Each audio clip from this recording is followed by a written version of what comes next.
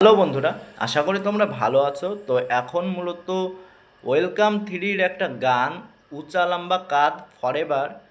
তো সেইটা নিয়ে একটু আলোচনা করব এবং সেটা কি অরিজিনাল গানের প্রতি জাস্টিস করতে পারলো, তো সেটা নিয়েও একটু আলোচনা হবে। তো প্রথমে যদি আমি বলি গানটা আমার কেমন লেগেছে, গানটা আমার ভালো লেগেছে।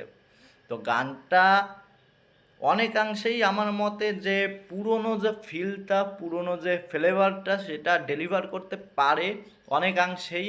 তুমি আশা করছি বোর হবে না, গানটা শুনতে মজাই লাগে।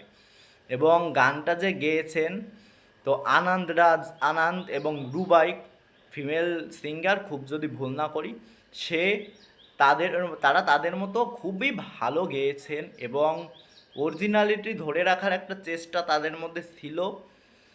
আর অরিজিনাল গানের কম্পোজার ছিল হচ্ছে আনন্দরাজ আনন্দ, যে এই গানটা গেয়েছেন। তো সেও তার মতো করে অরিজিনালিটি ধরে রাখা যথেষ্ট চেষ্টা করেছে এবং অনেকাংশেই আমি বলবো সফল হয়েছে।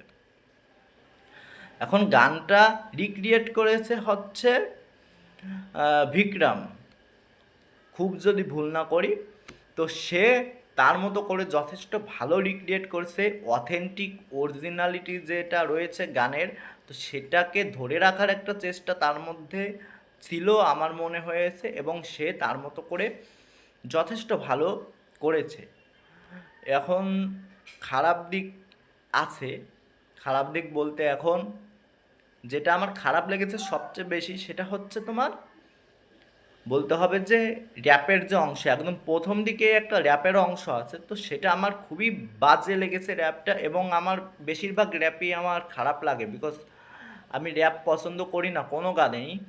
তো সেই জিনিসটা আমার খুবই খারাপ লেগেছে। এবং তাছাড়া গানটা ওভারঅল খুবই সুন্দর, একটা অরিজিনালিটি ব্যাপার আছে, অরিজিনালিটি ধরে রাখতে পারে অনেকাংশেই। আমি জানি না তোমাদের মতে কি হবে, তোমরা কি মতামত, বাট আমার মতে অনেকাংশেই অরিজিনালিটি ধরে রাখতে পারে। এবং এখানে আরেকটা খারাপ দিক আছে, সেটা হচ্ছে দিশা পাঠানিকে অনেকাংশে ক্যাটরিনা কাইফের যে অরিজিনাল যে সঙে ক্যাটরিনা কাইফ তার মতো করে দেখানোর একটা চেষ্টা করা হয়েছে।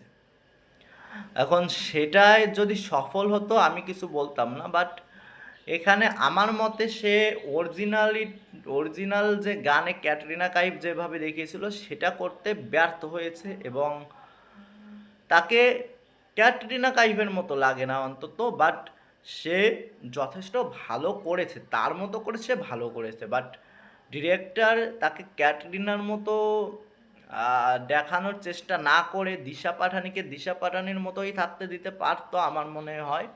তো সেটা একটা ব্যর্থতাই বলা যায়। তাছাড়া তাকে যথেষ্ট ভালো লাগে, সুন্দর লাগে, খুব গ্ল্যামারাস লাগে এবং তাকে খুব বোল্ডভাবে দেখানো হয়েছে, খুবই সুন্দর এবং সেক্সি লাগে তাকে।